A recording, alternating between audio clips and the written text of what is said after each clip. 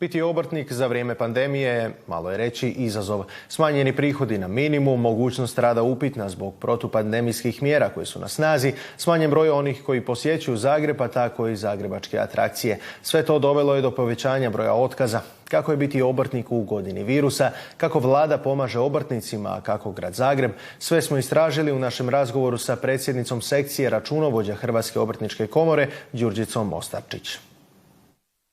Evo za početak, gospođo Đurđice, koji je pogled na pandemiju trenutno iz nekog pogleda obrtnika?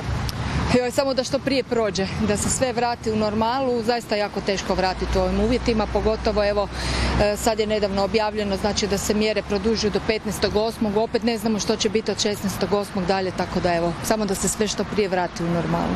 Da, trenutno mjere jesu problem jer na neki način ograničavaju rad obrtnika. Ono što bi trebalo pomoći su mjere, odnosno potpore koje stižu od Vlade Republike Hrvatske. Kako je trenutno stanje? Jesu li te potpore i dalje na snazi, odnosno i dalje stižu obrtnicima, kako i radnicima, tako i vlasnicima obrta? Da, pa osim što kasne, potpore su, ajmo reći, redovne, velika pomoć, zaista, bilo bi zaista grijeh reći da svo ovo vrijeme potpore nisu pomogle. Jako nas je iznenadila ova potpora zadnja za 7. mjesec, objavljeno je 23.7. u ponoć 23:45 minuta, gdje je evo zapravo jako velik broj poduzetnika, time i obrtnika, znači koji su do sada imali pravo prijaviti se na mjere, sada ostaju bez mjera, tako da to je zaista nije dobro. Evo, nije dobro za obrtnike, nije dobro za poduzetnike u globalu i ljudi su sa tim sredstvima računali i evo koliko čujem već počinje dosta veliki broj otkaza, nažalost. Da, problemi nastaju jer je vlada svojevremeno izjavila da će ovisiti o broju cijepljenih kolike će potpore zapravo ići prema obrtnicima, prema poduzetnicima. Imate li vi znanja, odnosno kakve su statistike, je li to ponukalo ljude na cijepljenje, koliko je možda cijepljenih obrtnika i radnika i kakve su mjere upravo ovisno o tome koliko je ko cijepljen u kojoj firmi? To je drugi par problema. Znači, jedan dio problema je da se jako veliki broj poduzetnika uopće ne može sad prijaviti za mjeru za 7. mjesec, a računali su da će se moći prijaviti. Znači, to je jedna situacija. Druga situacija je ovo cijepljenje. Naime, vi ne možete svog radnika pitati je li on cijepljen ili nije, kao što je HZZ na svojim stranicama jasno objavio da oni nemaju uvid u procijepljenost, što zaista nitko niti ne može imati, nego jedino HZZO.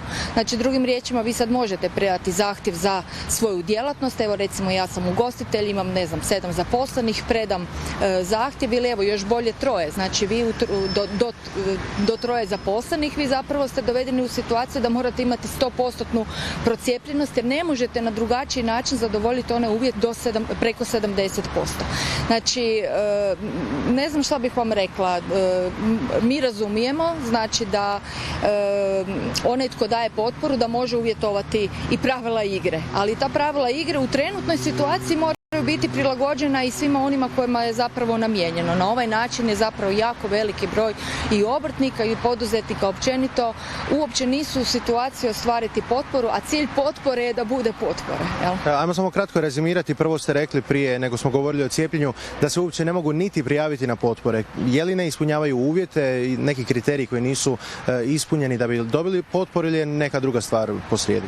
Posrijedi je druga stvar. Znači, HZZ je jednostavno izbacio mogućnost da se mikropoduzetnici, znači oni sa brojem zaposlenih do 10, uopće ne mogu prijaviti osim za određene djelatnosti. Taj broj djelatnosti je vrlo mali broj, znači to vam je prijevoz, skladištenje robe, ugostiteljstvo, to jest usluživanje hrane i pića, znači oko organizacije putovanja i tome slično, znači jako uski broj, nešto isto tako šifra 9.3, znači organizacija događaja i to je to. Znači, recimo, evo, frizeri, kozmetičari, usluge čišćenje, znači nitko više se od njih jednostavno se ne mogu prijaviti, ne zato što nešto ne ispunjavaju, oni i dalje imaju pad prometa, bez obzira da li se uspoređuje sa 19. sa 20. godinom, ali oni sad uopće više nisu u poziciji da se prijave na mjere, što je zaista strašno. Evo. Strašno je bilo ono što se dogodilo i između ostaloga, naravno i ugostiteljima. Oni su nekako imali baš pravu bitku sa državnim vlastima i neke mirne prosvjede i razne apele da se stvar promijeni. Je li se, evo ako imate saznanja, promijenilo za ugostitelje što? Jesu li njima te potpore dostatne, jesu li redovite, kakvi su sa poslovanjem, prihodima? Da, vidjet ćemo sad vezano uz ovaj broj procijepljenosti što će se tu dogoditi. To je nešto što sad tek čekamo da vidimo što će biti. Potpore jesu pomogle, ali morate razumjeti da znači Hrvatska obrtnička komora se izrazito bori za ugostitelje i svaki put je to nekako, dozvolite mi sad riječ, natezanje. Jel možemo raditi do 10, pa jel možemo raditi do 11, pa jel možemo raditi do 12. Znači to je kontinuirano, znači da bi se struci izašlo pod navodnicima u susret, zapravo da im se uopće omogući da rade. Znači sad je vrijeme turizma, 7. i 8. mjesec, znači sad im se mora omogućiti da zaista rade i da namire nekakvu razliku svega onoga što nisu mogli raditi. PDV 13% koji tražimo već, evo, ne znam, više samo od 2017. godine 18. znači da se vrati, da bude 13% na kavu, znači to bi itekako bila velika pomoć, ali evo taj trenutak nikako da se dogodi da zapravo vlada u tom dijelu popusti. S druge strane imamo i ovu gradsku razinu zapravo gdje je Tomislav Tomašević, novi gradonačelnik, najavio reviziju ugovora svih onih koji su u najmovima u gradskim prostorima. Naime, navodno samo za one koji su s boljim profitima, dakle ne bi dirali manje poduzetnike i obrtnike. Imate li saznanja o tome što je posrijedi, kakva će revizija biti u pitanju? Da, čula sam osobno nešto oko toga, ali gledajte, znači nitko ne može imati problem s time da se ugovori revidiraju, ali onda se ne mogu revidirati ugovori na način da li je cijena dobra ili nije. Ugovori se onda, ili da li je unutra poduzetnik ili obrtnik koji ostvaruje veći ili manji profit. Može se revidirati da li je prostor se koristi u skladu s onim za što je dobiven, znači ako je najam za recimo, ne znam, ugostiteljstvo na, ne znam, obrtnika Peru, da li obrtnik Pero zaista tamo obavlja tu djelatnost. Znači to je nešto što onda može na ovaj način podlijegati reviziji.